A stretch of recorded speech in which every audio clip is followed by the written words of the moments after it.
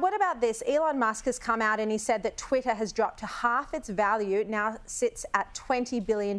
He says, and this is a leaked email, that he paid, basically way too much for it, $66 billion.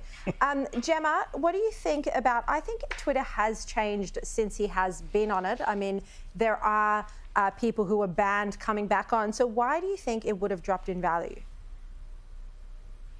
Maybe the value in the first place was inflated. Maybe that's what we're seeing here. I'm not one of these people who is going to weep bitter tears should Twitter fall over tomorrow. I think it's a platform that we're all aware of, but maybe, yeah, Sherry, it was the value that was inflated in the first place. And the other thing to remember is all of the things that we were told that were conspiracies about how Twitter was run actually turned out to be true. Yeah, that's true.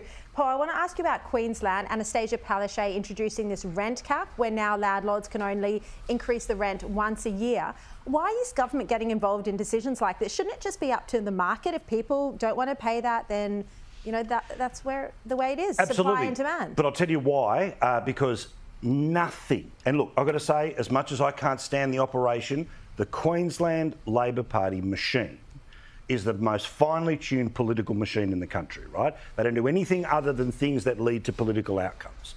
The reason they're doing this is because a third of Australia, according to the census that we all did last year, the details that came out this year, that a third of Australia own their own home, a third of Australia is paying off their home, and a third of Australia is renting.